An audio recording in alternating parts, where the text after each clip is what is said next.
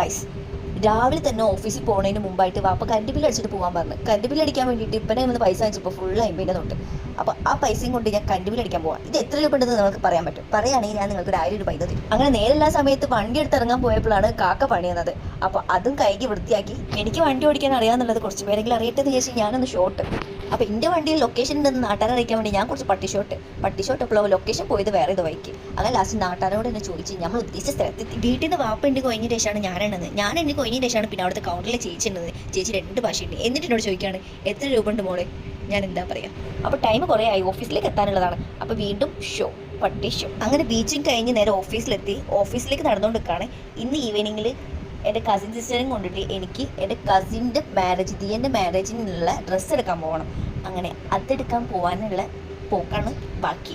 ഇത് എൻ്റെ 2 ഡേ ലൈഫാണ്. എല്ലാവരും 1 ഡേ ലൈഫ് ഇടുന്നത്. ഇന്ന് എൻ്റെ 2 ഡേ ലൈഫാണ്. എല്ലാ ടൈം മുഴുവനും ആ ട്രാഫിക് ബ്ലോക്കിൽ നിന്ന് എന്തൊരു ബ്ലോക്കാണോ, വേറെ ഏതൊക്കെ ഷോർട്ട് കട്ടൊക്കെ എടുത്ത് ഫുൾ ബ്ലോക്ക്, ഭയങ്കര ബ്ലോക്ക്. ലാസ്റ്റ് വണ്ടി അവിടെ വെച്ചിട്ട് നടന്ന് പോയി ജയലക്ഷ്മിയിലേക്ക്. അങ്ങനെ ജയലക്ഷ്മി പോയപ്പോഴോ അവിടെ നമ്മൾ ഉദ്ദേശിച്ച സാധനം കിട്ടിയില്ല. അങ്ങനെ 3-4 ഷോപ്പിൽ പോയതിന് ശേഷം ആ ക്ലോത്ത് കിട്ടിയത്. ആ ക്ലോത്തിനാണെങ്കിൽ ഒടക്കത്തലേ റേറ്റ്.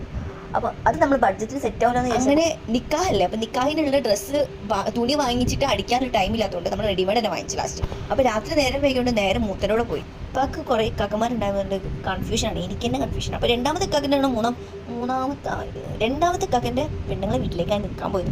അപ്പോൾ ഇന്ന് അവിടെ സ്റ്റേ ആയി. അവിടുന്ന് നീത്താത്തിൻ്റെ ഡ്രസ്സ് വിട്ടിട്ട് കുളിച്ച് മാറ്റി ഓഫീസിലേക്ക് മൊത്തം ടിഫിനിലാക്കി തന്ന് അങ്ങനെ നമ്മൾ പോവുകയാണ് ഗൈസ്. അങ്ങനെ കുറേ വർക്ക് പെൻഡിങ്ങിലായിരുന്നു. ഇൻ്റർവ്യൂവിലേക്കുള്ള സ്കാനേഴ്സിന് ഫുൾ സെറ്റാക്കി എടുക്കണിരുന്നു.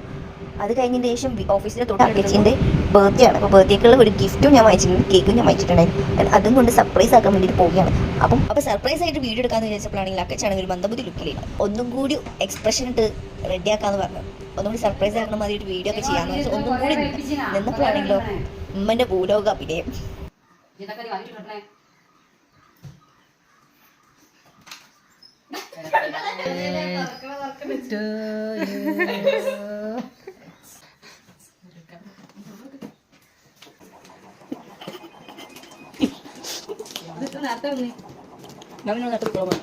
ഇന്നെന്തോ ബീച്ചിനടുത്ത പരിപാടി.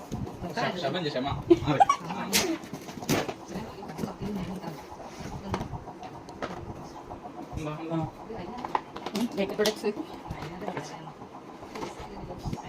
കാച്ചല അത് പൊട്ടിച്ച് ഞാൻ ഓൾറെഡി കൊടുത്തു. അത് എന്താ പറയുക, മേക്കപ്പ് ഇട്ടുണ്ടെങ്കിൽ അത് റിമൂവ് ചെയ്യുന്നത്. അതായത് ഇപ്പോൾ പിസ്സ കഴിച്ച് കുറേ ആയിരുന്നു കേക്കിനൊക്കെ ചെയ്തു.